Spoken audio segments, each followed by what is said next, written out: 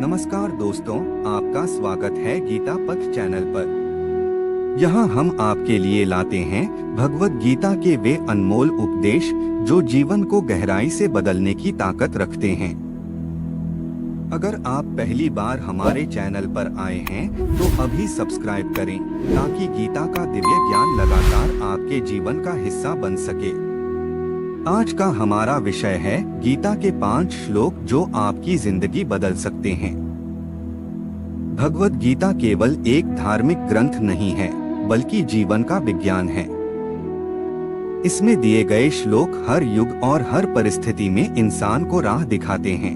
आइए 5 ऐसे श्लोकों को समझते हैं जो अगर जीवन में उतार लिए जाएं, तो हमारी सोच, हमारे कर्म और हमारी दिशा सब बदल सकते हैं।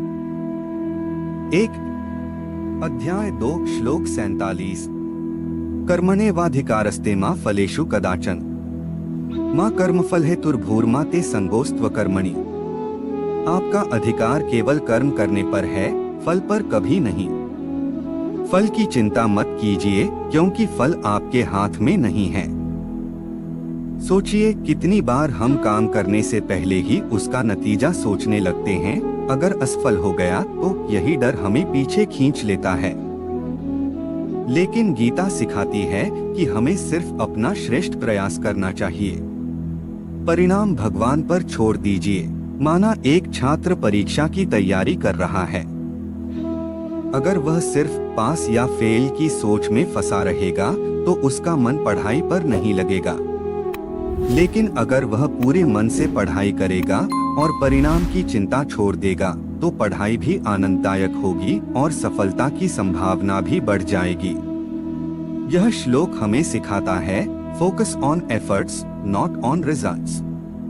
2 अध्याय 6 श्लोक 5 उद्धरेदात्मनात्मान नात्मानमवसाद्ये आत्मैव्यात्मनो बंधुरात्मैव रिपुरात्मनः।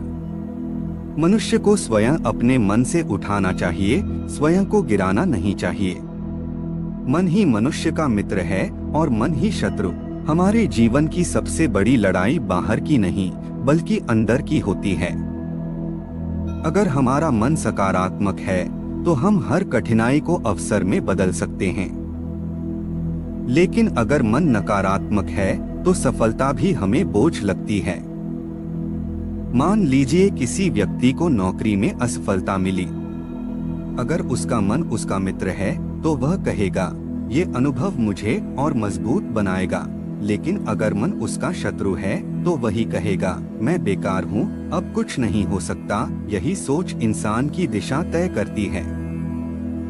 यह श्लोक हमें सिखाता है master your mind master your life. 3 अध्याय 5 श्लोक 12 युक्तः कर्मफलं त्यक्त्वा शान्तिमाप्नोति नैष्ठिकी अयुक्तः कामकारेण फले सक्तो निबध्यते।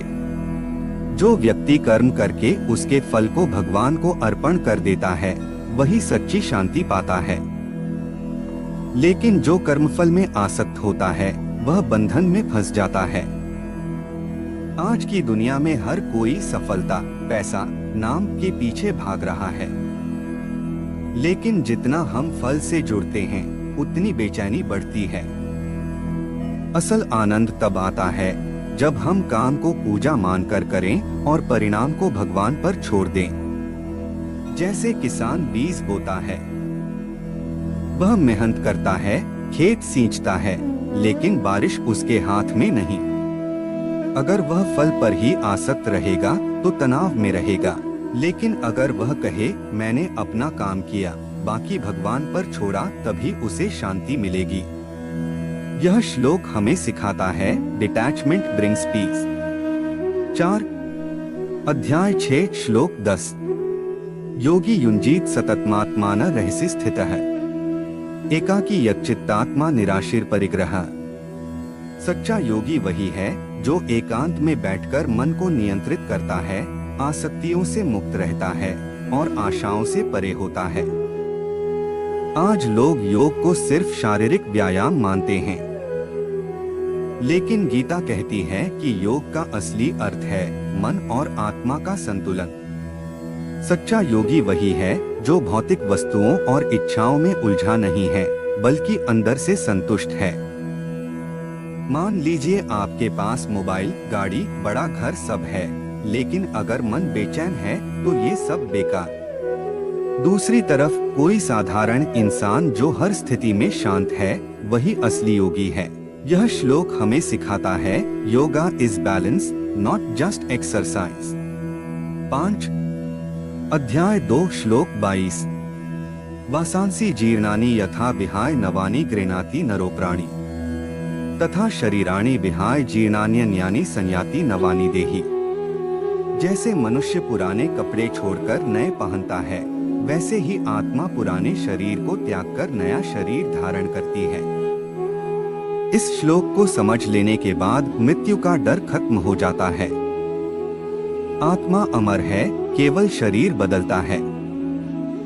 इसलिए किसी प्रियजन के जाने पर शोक करना स्वाभाविक है, लेकिन यह भी समझना चाहिए कि आत्मा केवल नया रूप धारण करती है।